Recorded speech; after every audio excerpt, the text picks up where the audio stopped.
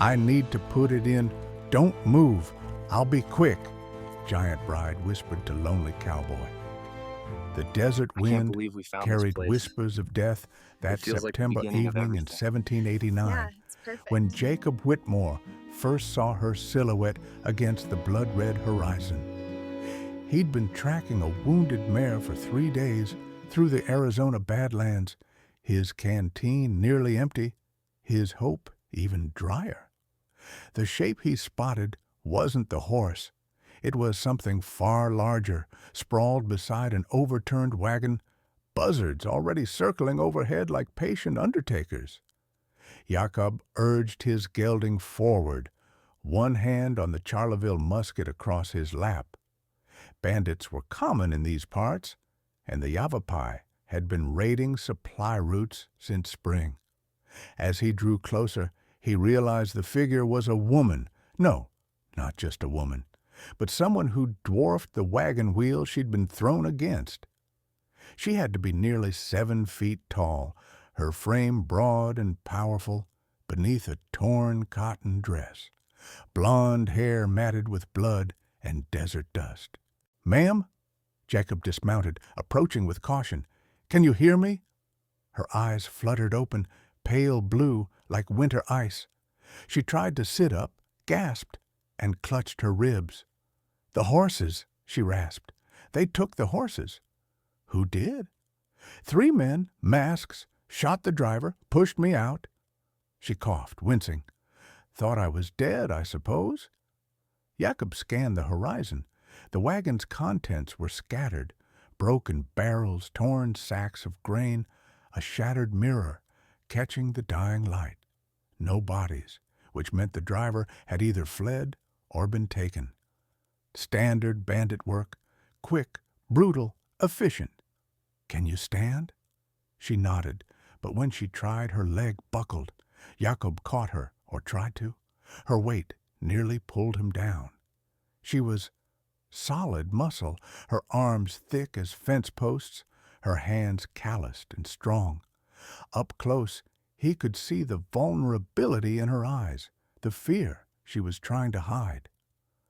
"I've got a cabin 6 miles north," he said. "Can you ride?" "I can do anything I need to," she replied, her jaw set with determination that reminded Jacob of soldiers he'd known during the war. The journey to Jacob's homestead took twice as long as it should have. The woman, she'd introduced herself as Greta Vandermeer from a Dutch settlement near Santa Fe, could barely stay upright in the saddle. Jacob rode beside her, steadying her when she swayed, his own exhaustion forgotten in the urgency of getting her to safety before full dark. His cabin sat in a small canyon, protected on 3 sides by red rock walls. It wasn't much. One room with a stone fireplace, a rough-hewn table, a bed frame strung with rope and covered in buffalo hide. But it was defensible, had a good well, and kept the worst of the desert's moods at bay. Jakob helped Greta inside, settling her onto his bed despite her protests. Her breathing was shallow, her face pale beneath the sunburn. "I need to check your ribs," he said, keeping his voice professional. "Make sure nothing's broken inside." She nodded, turning her face away as he gently probed her side. 3 ribs cracked, possibly 4. Bad, but not fatal, if she rested. The gash on her head looked worse than it was. Scalp wounds always bled like slaughtered pigs. "You a doctor?" Greta asked as he cleaned the wound with whiskey. "Was a field surgeon, Continental Army back in '81. Jakob's hands worked with practiced efficiency, stitching the cut with horsehair thread. "Learned more about keeping men alive than killing them, though I did my share of both." "You fought the British?" "Yorktown, Valley Forge before that." He tied off the last stitch. "Lost my brother at Brandywine. Figured I'd seen enough blood for one lifetime, so I came west. Turns out the frontier's got its own wars." Greta studied him in the firelight. He was lean and weathered, maybe 40 years old, with gray threading through dark hair tied back with a leather cord. His hands were steady, his movements economical. A man who'd learned to waste nothing, not motion, not words, not trust. "What were you hauling?" Jakob asked. "Supplies for the mission at San Xavier, food, medicine, tools." She closed her eyes. "My husband arranged the contract." The word husband hung in the air like gun smoke. "Where is he now?" "Dead. Cholera, 2 months past." Her voice was flat, emotionless. "We'd been married 6 weeks, arrangement between families. He was kind enough, but we barely knew each other." Jakob poured water from a clay jug, helped her drink. "You got people in Santa Fe?" "Had. My father's farm was seized for debts after he died. My mother passed when I was young. Hendrik, my husband, he was supposed to be a new start." She laughed bitterly. "Instead, I'm back to nothing. Worse than nothing. I owe money to the men who fronted the supply cost."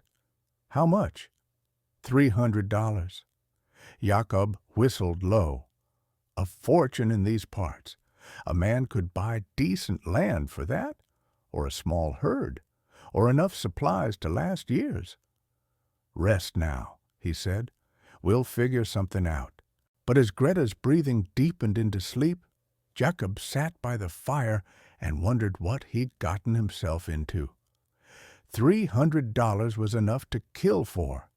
If those bandits had been hired by her creditors, they might come back to finish the job.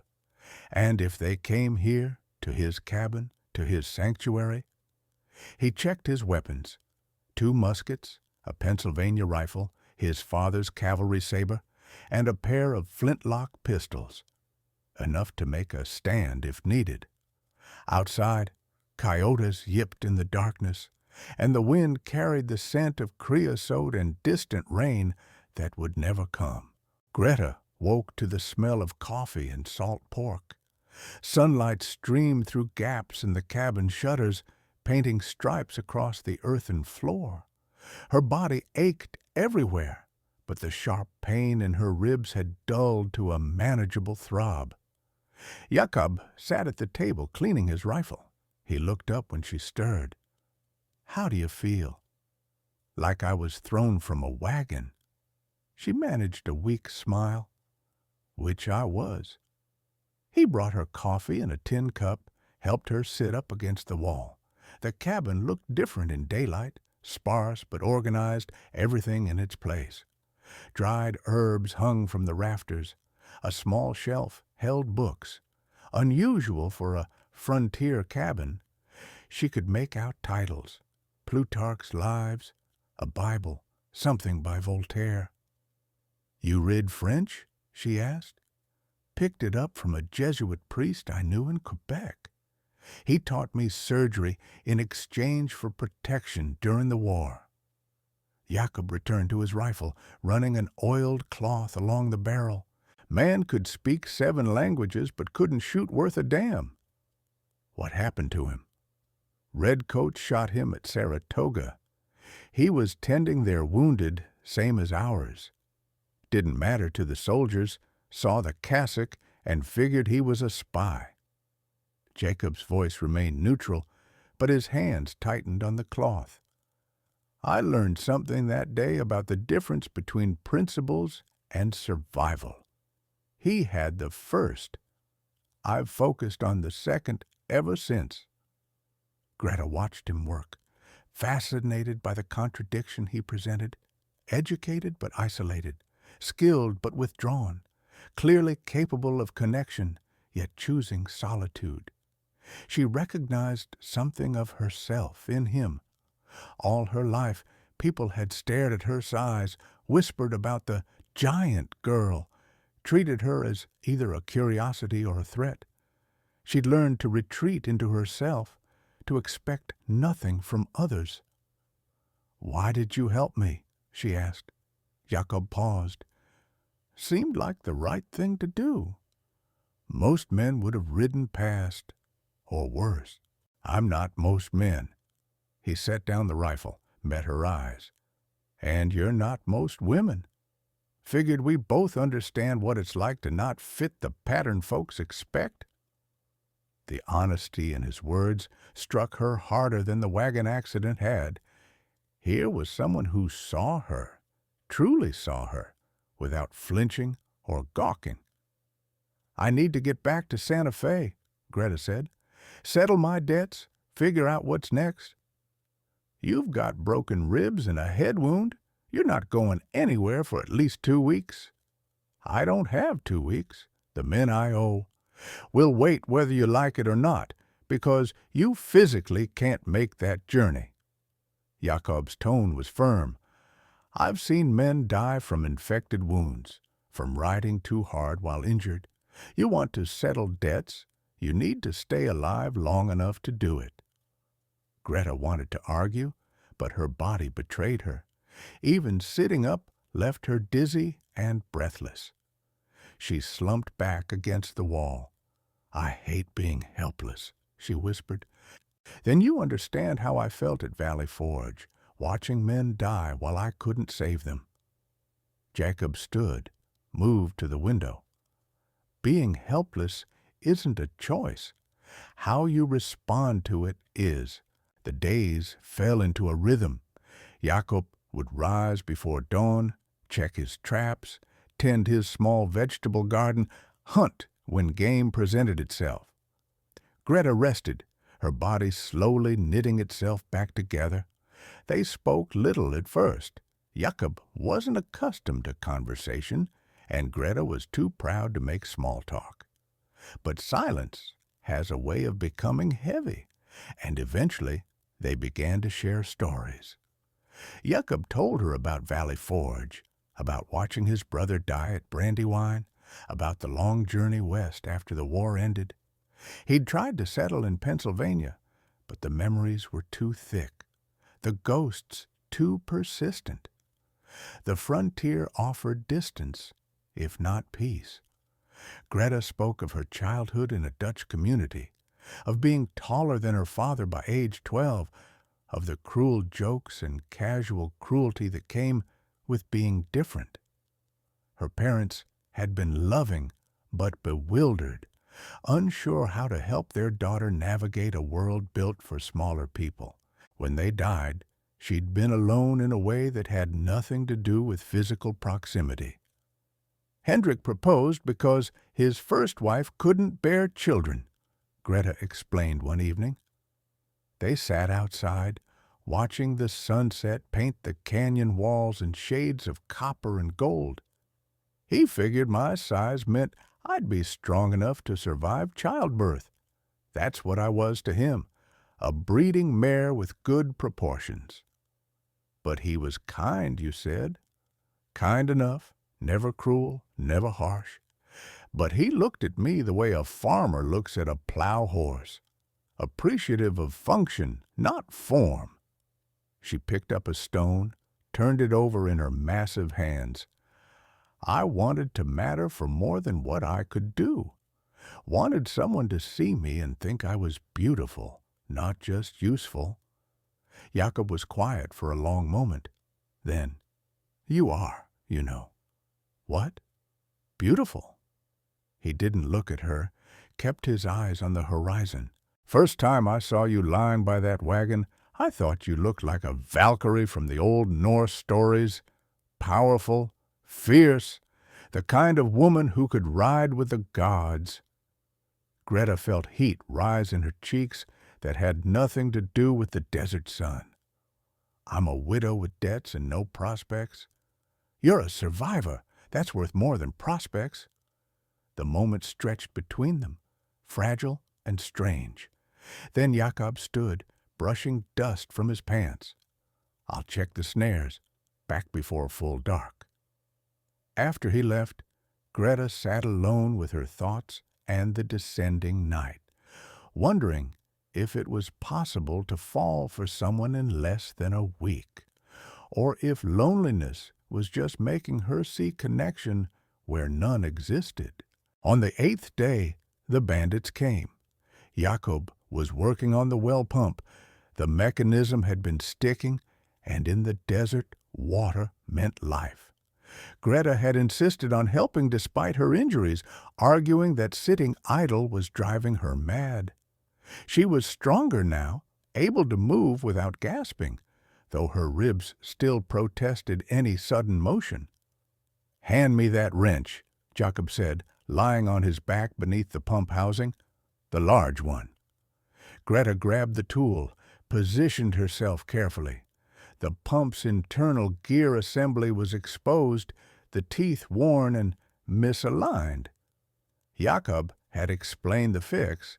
They needed to insert a new pin while holding the gears in perfect alignment, then secure it before the tension released.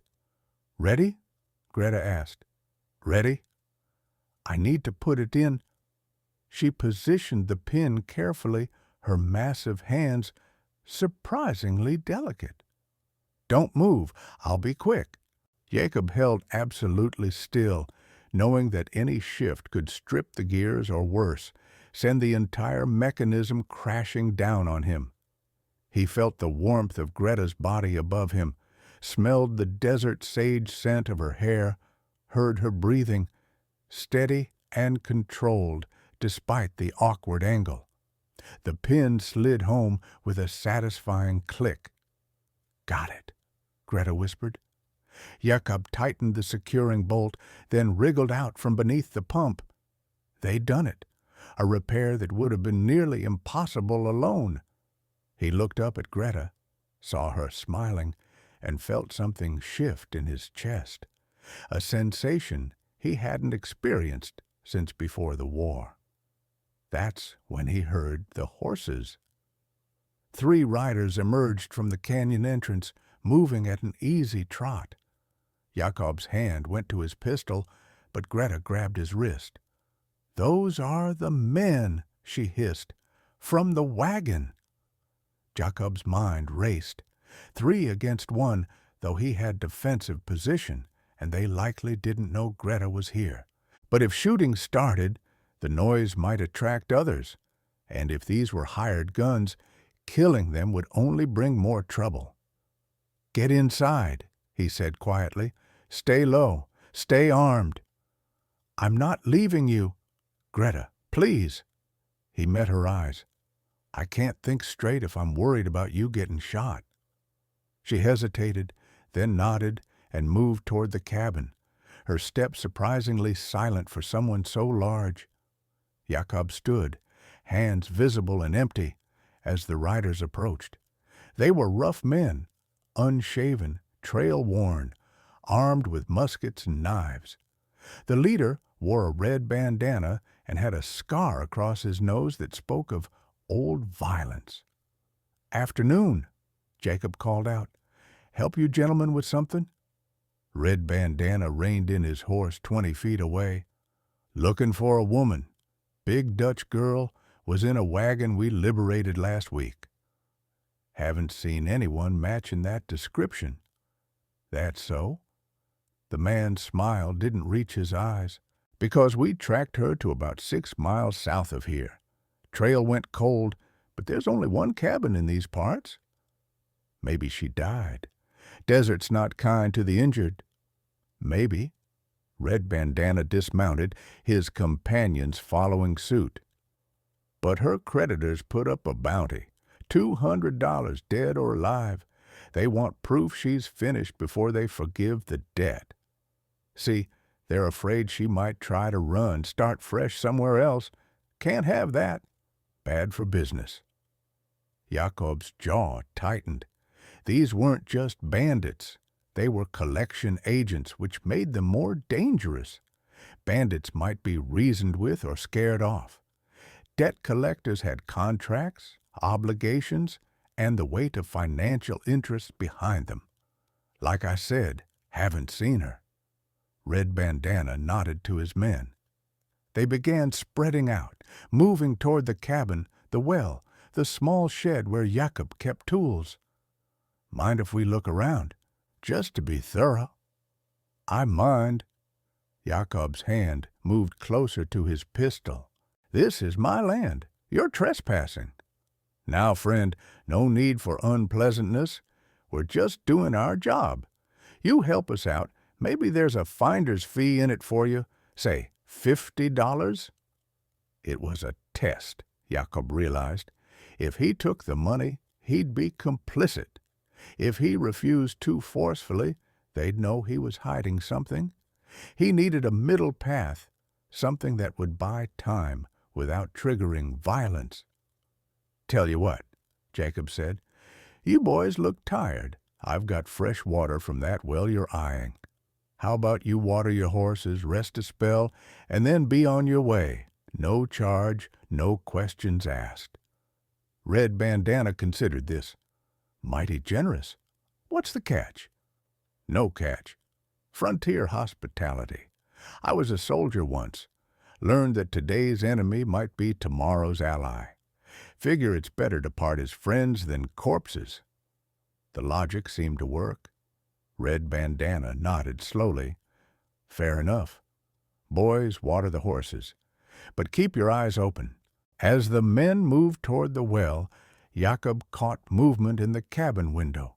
Just a shadow, but enough to know Greta was watching, probably with a musket trained on the bandits. Please, he thought, please don't shoot unless I give the signal. The men watered their horses, talking among themselves in low voices. Jakob pretended to busy himself with the pump, but his mind was cataloging options. The rifle in the cabin was loaded.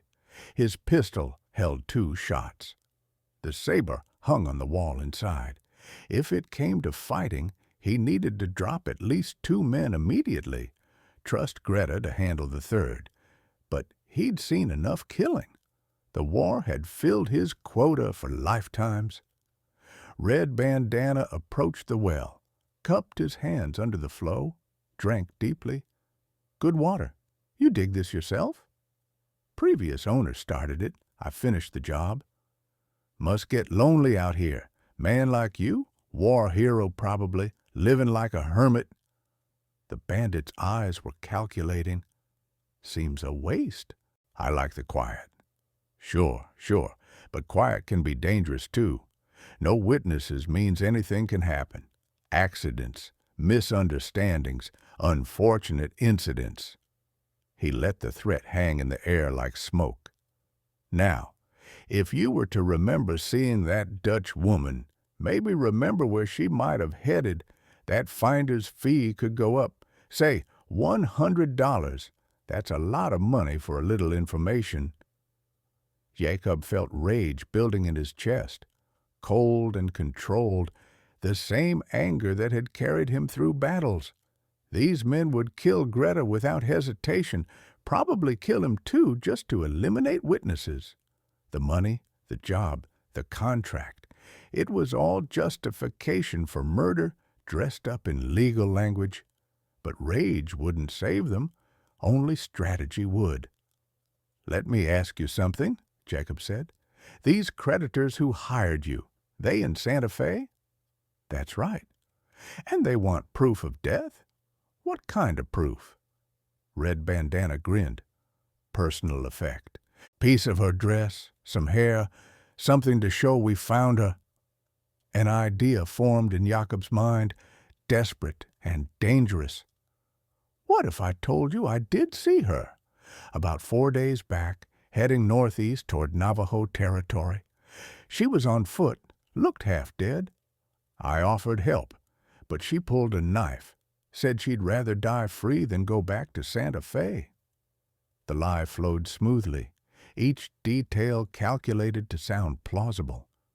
Red Bandana's eyes narrowed. "Why didn't you mention this before?" "Because I don't generally help bounty hunters, but you seem reasonable, and frankly, I could use that $100. Winter's coming, and supplies are expensive." "Northeast, you said?" "That's right. Navajo country. If she made it that far, she's either dead from exposure or taken by the tribe. Either way, your creditors will get their proof eventually."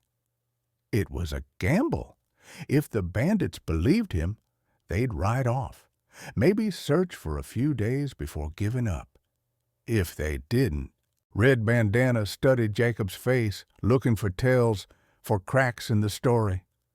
Jakob met his gaze steadily, letting years of frontier hardness show through. He was a man who'd survived war and wilderness, a man who understood pragmatism over principle. Finally, Red Bandana nodded. "We'll check it out. But if you're lying, friend, we'll be back, and it won't be for conversation." "Understood." The bandits mounted up, turned their horses toward the canyon entrance. Jakob watched them ride away, every muscle tense, waiting for them to turn around to realize the deception. They didn't. When the sound of hoofbeats faded completely, Greta emerged from the cabin, the musket still in her hands. Her face was pale, her eyes wet. "You lied for me?" "Yes." "They'll come back when they don't find me." "Probably, but that gives us time." Jakob grabbed her arm, gentle but urgent. "Pack light. Food, water, ammunition. We leave within the hour. Where will we go? Somewhere they won't look. Somewhere we can disappear." "Jakob, you don't have to run with me. This isn't your fight." "Yes, it is." He cupped her face in his weathered hands, looked up into those winter ice eyes. "I've been alone for 8 years, Greta. 8 years of living, but not being alive. Then you showed up, bleeding and stubborn and more real than anything I've felt since the war ended. So yes, this is my fight. Because you're mine to protect now, and I'll be damned if I let those bastards take you." Greta kissed him then, fierce and sudden, a collision more than a caress. Jakob tasted salt and desperation and something sweeter underneath, something like hope. When they broke apart, both were breathing hard. "Where?" Greta asked again. "West, California. I've heard there are settlements in the valleys, places where people go to start over, places where a giant woman and a broken soldier might just fit in." They rode through the night, leaving everything behind except what they could carry. Jakob's 8 years in the cabin, Greta's last connection to her old life, abandoned for a chance at something neither dared name yet. The desert stretched endlessly under stars so bright they seemed close enough to touch. Jakob led them through paths he'd learned over years of hunting, avoiding main trails where bounty hunters might search. Greta rode beside him, her body aching but determined, her mind racing with possibilities and fears. "Tell me about California," she said as they paused to rest the horses. "Never been, but I met a Spanish trader once who described it. Valleys green even in summer, ocean so big it makes the sky look small. He said a man could grow anything there, be anything there. Said it was like the Garden of Eden before the fall." "Sounds like a fairy tale." "Maybe, but I've lived in the real world long enough. Maybe it's time for some fairy tales." They rode on, and Jakob told her stories to pass the miles, about the war, about his brother Thomas, who died at Brandywine, about the Jesuit priest who taught him that knowledge was a form of resistance against the world's brutality. Greta shared her own tales, about her mother who died bringing her into the world, too small to birth too large a child, about her father who'd loved her, but never quite knew what to do with a daughter who could outwork any son, about Hendrik, who'd been kind but never passionate, dutiful but never devoted. "What do you want?" Jakob asked as dawn broke over distant mountains.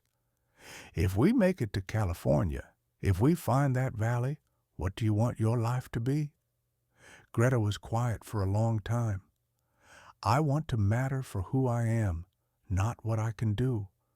Want to wake up next to someone who chose me, not someone who settled for me. Want to build something that's mine, that nobody can take away because of debts or contracts or other people's violence.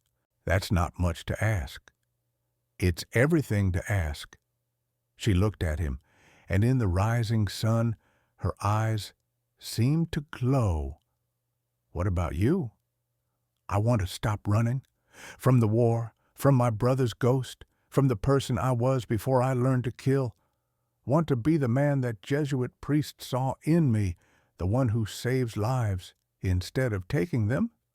You saved mine, and you've saved mine, though you don't know it yet. They rode into the sunrise, two unlikely souls bound by circumstance and choice, heading toward a dream that might be nothing more than a trader's tale, but which felt more real than anything either had known in years. 3 weeks later, they reached the California Valley. It was everything the Spanish trader had promised, and nothing like either expected. Green stretched to the horizon, broken by oak trees and clear streams. The air smelled of wildflowers and possibility. They found a small plot of unclaimed land near a settlement called San Jose. Just a handful of families, mostly Spanish and native Californios, willing to accept newcomers who worked hard and caused no trouble. A giant woman and a quiet man fit that description well enough. Jakob built them a cabin using techniques learned from his Pennsylvania childhood and refined in Arizona. Greta tended a garden that flourished under her care, her size an asset rather than a curse when clearing land and hauling timber. They worked side by side, speaking little but communicating in the language of shared purpose and mutual respect. The nightmares came for both of them. Jakob dreaming of Valley Forge and Brandywine, Greta reliving the wagon attack and years of casual cruelty. But when they woke gasping, the other was there, solid and real, proof that the past didn't have to define the future. One evening, 6 months after their arrival, they sat on the cabin's porch watching the sun set over the valley. Greta had been quiet all day, working in the garden with unusual intensity. "Something wrong?" Jakob asked. "I'm pregnant." The words hung in the air between them, heavy with implications neither had fully considered. They'd married in a quiet ceremony performed by a Franciscan priest 2 months prior. More practicality than romance, a way to legitimize their partnership in the eyes of the settlement.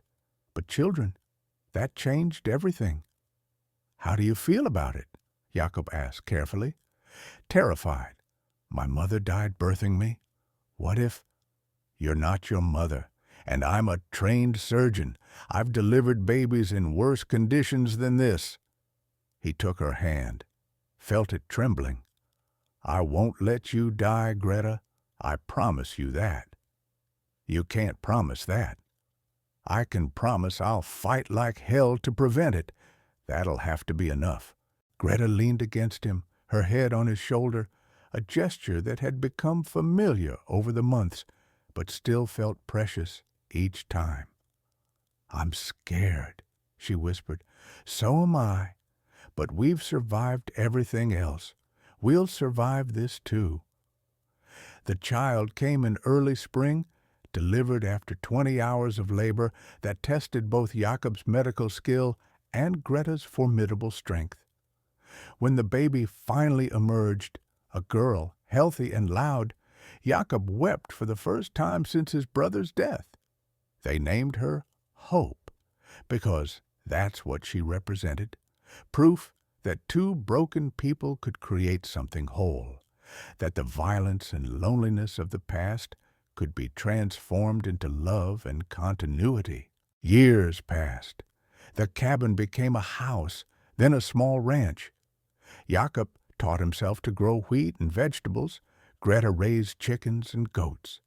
Hope grew tall like her mother, strong and fearless, but with her father's quiet thoughtfulness. 2 more children followed, a boy named Thomas, after Jacob's brother, and another girl they called Mercy. The settlement around them grew as well. More families arrived, drawn by the valley's fertility and the promise of land. Jakob became known as a healer, using his surgical skills to help those injured or ill. Greta's garden supplied the settlement's general store, her reputation for fairness and hard work earning respect that her size alone never could have. They never spoke of Santa Fe or the bandits or the debts left behind. That was another life, another world. Sometimes Jakob would catch Greta staring eastward, and he'd know she was thinking about what she'd left, not with regret, but with wonder that she'd had the courage to leave at all. One evening, when Hope was 12 and the younger children were asleep, Jakob and Greta sat on their porch as they had countless times before. But tonight felt different, heavier, more significant. "I've been thinking," Greta said, "about that day at the well when I was helping you fix the pump. I remember. I said, I need to put it in. Don't move. I'll be quick." Such a small moment. But I think about it sometimes. How we were working together, trusting each other completely, even though we barely knew each other. How that moment led to everything else. Jakob nodded. The bandits arrived right after. If we hadn't fixed the well first, if we'd still been working on it when they came, things might have gone differently. Do you ever regret it? Running, giving up your cabin, your life there? Every morning I wake up next to you. I thank God I made that choice. Jakob took her hand, traced the calluses earned from years of honest work. I was dead before I found you, Greta. Moving, breathing, but not really alive. You gave me a reason to care about tomorrow. We gave each other that, Greta corrected. I was just existing, too big for the world, too strange to fit anywhere. But here, with you, I finally feel like I belong. They sat in comfortable silence, watching the stars emerge one by one. Inside the house, they could hear Hope reading to her younger siblings, a story about knights and dragons, about courage and transformation. "Do you think they'll come looking for you someday?" Jakob asked. "The creditors? The bounty hunters?" "Maybe. But if they do, they won't find the woman who left Santa Fe. That person's gone. I'm someone new now, someone stronger, not because of my size, but because I chose to fight for what I wanted instead of accepting what others decided I deserved." "And what did you want?" Greta smiled. "This, exactly this, a man who sees me, children who love me, land that's ours, a life we built together, not one assigned by circumstance or obligation." "You got it all, then." "We got it all. There's a difference." Jakob pulled her close, marveling, as he always did, at how perfectly they fit together despite, or perhaps because of, their differences. She was right. They'd built this together, brick by brick, choice by choice, moment by moment. The desert had tried to kill them both in different ways, but they'd refused to die. Instead, they'd found each other in the wreckage, 2 survivors who understood that strength wasn't about enduring alone. It was about having the courage to trust someone else to share the load. "I love you," Jakob said, words he still didn't say often enough, though he tried to show it every day. "I know. I love you too." And there, under the California stars, surrounded by the life they'd built from nothing but determination and hope, 2 lonely souls who'd found each other in the desert finally understood what it meant to be home. The years turned into decades. Jakob's hair went white. Greta's strength remained, but her joints ached in the mornings. Their children grew and had children of their own. The settlement became a town, then a small city. The land they'd claimed for nothing was now valuable property, but they never sold, never left. On Jakob's 70th birthday, Hope organized a celebration. The whole town came, people they'd helped over the years, children Greta had delivered, men Jakob had healed. There were speeches and toasts, stories about the quiet surgeon and the giant woman who'd built the valley's first successful ranch. But the moment Jakob treasured most came late in the evening when the guests had gone home and he sat alone with Greta on the porch they'd built together 40 years earlier. "We did good, didn't we?" Greta asked. "We did better than good. We did impossible." What was impossible?